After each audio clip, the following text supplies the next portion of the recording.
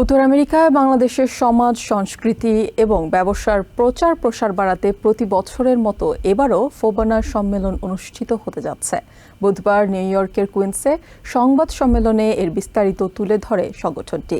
সম্মেলনের মাধ্যমে উত্তর আমেরিকায় বাংলাদেশের সংস্কৃতির প্রসারের পাশাপাশি আমেরিকায় দ্বিতীয় ও তৃতীয় প্রজন্মের মধ্যে মেলবন্ধন হবে আশা করেন আয়োজকরা। উত্তর আমেরিকার মাটিতে বাংলাদেশি আমেরিকানদের সংখ্যা ক্রমান্বয়ে বাড়ছে, কিন্তু সে হারে বাড়ছে না বাংলাদেশি আমেরিকানদের গুরুত্ব। তাই বাংলাদেশ কমিউনিটির গুরুত্ব তুলে ধরতেই উত্তর আমেরিকায় গত ৩৯ বছর ধরে বিভিন্ন শহরে আয়োজন করা হয়েছে ফোবানা সম্মেলনের।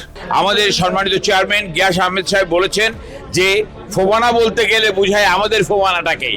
উনি যেটা বলেছেন সেটার প্রকৃত অর্থে সঠিক কথা বলেছেন। সুতরাং এবারে ৪০তম ফোবানা একটি উদাহরণ হয়ে থাকবে। কানাডার টরন্টোতে আগামী ৪, ৫ ও ৬ সেপ্টেম্বর হতে যাচ্ছে ৪০তম ফোবানা।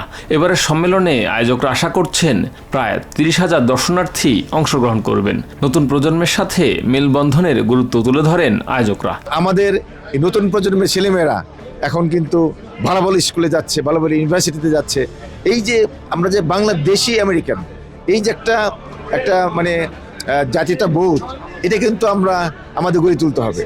আমরা যদি বিচ্ছিন্ন থাকি তাহলে আমাদেরকে এই দেশে কিন্তু আমরা টিকতে পারবো না।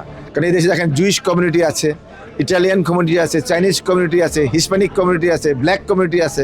আমাদের বাংলাদেশি আমেরিকান কমিউনিটি আমাদের থাকতে হবে এবং সেইটা আমরা করতে পেরেছি বলে আমরা মনে করি আমরা সার্থক।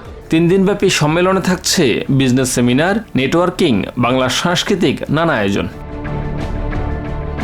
Shariful Islam, TV 24, New York. New York থেকে সম্প্রচারিত TVN 24 টেলিভিশন বিশ্বজুড়ে বাঙালির কণ্ঠস্বর।